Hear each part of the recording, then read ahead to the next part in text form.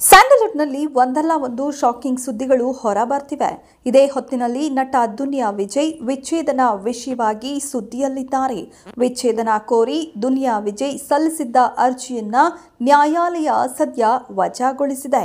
ತಮ್ಮ ಮೊದಲನೇ ಪತ್ನಿ ನಾಗರತ್ನ ಬಳಿ ವಿಚ್ಛೇದನ ಕೋರಿ 2018ರಲ್ಲಿ ನಟ ಕೋರ್ಟ್ಗೆ ಅರ್ಜಿ ಸಲ್ಲಿಸಿದ್ರು. ಸುಮಾರು 6 ವರ್ಷಗಳಿಂದ ವಿಚಾರಣೆ ನಡೆಯುತ್ತಿತ್ತು. ಇಂದು 2ನೇ ಹೆಚ್ಚುವರಿ ಕೌಟುಂಬಿಕ ಕೋರ್ಟ್ ಅರ್ಜಿಯನ್ನ ವಜಾಗೊಳಿಸಿ ತೀರ್ಪು ನೀಡಿದೆ. ನಾಗರತ್ನ ಜೊತೆ ಬಾಳಲು ಸಾಧ್ಯವಿಲ್ಲ. ನಾಗರತ್ನಗೆ ಜೀವನಾಂಶ ನೀಡಿದ್ದೇನೆ. ಮಕ್ಕಳ ಜವಾಬ್ದಾರಿಯನ್ನು ನಾನು ತೆಗೆದುಕೊಳ್ಳುತ್ತೇನೆ ಎಂದು ನಟ ದುನಿಯಾ ವಿಜಯ್ ವಿಚ್ಛೇದನ ಕೋರಿದ್ರು. ಆದರೆ ನಾಗರತ್ನ ನನಗೆ ಗಂಡ ಬೇಕು ಎಂದು ಅರ್ಜಿ ಸಲ್ಲಿಸಿದ್ರು. ದುನಿಯಾ ವಿಜಯ್ ಪರ ವಕೀಲೆ ರಾಜರಾಜೇಶ್ವರಿ ಮಾತನಾಡಿ, ಅರ್ಜಿ ವಜಾ ಆಗಿದೆ. ವಿಜಯ್ ಅವರನ್ನ ಸಂಪರ್ಕ ಮಾಡಿ ಮುಂದೆ ಏನ್ ಮಾಡಬೇಕು ಅಂತ ಕೇಳುತ್ತೇನೆ. ಅವರು ಶೂಟಿಂಗ್ನಲ್ಲಿ ಬ್ಯುಸಿಯಾಗಿದ್ದಾರೆ. ಇನ್ನು ವಿಷಯ ಗಮನಕ್ಕೆ ತಂದಿಲ್ಲ. ಮಕ್ಕಳ ಭವಿಷ್ಯದ ದೃಷ್ಟಿಯಿಂದ ಮಾತನಾಡಿ ಹೇಳುತ್ತೇವೆ. ಇದು ಇಲ್ಲಿಗೆ ಮುಗಿದಿಲ್ಲ. ಹೈಕೋರ್ಟ್ಗೆ ಹೋಗಬೇಕಾ ಬೇಡವಾ ಎಂಬುದನ್ನು ಚರ್ಚಿಸಿ ಮುಂದಿನ ನಿರ್ಧಾರ ಕೈಗೊಳ್ಳಲಿದ್ದಾರೆ ಎಂದು ಸದ್ಯ ಮಾಹಿತಿ ತಿಳಿಸಿದ್ದಾರೆ.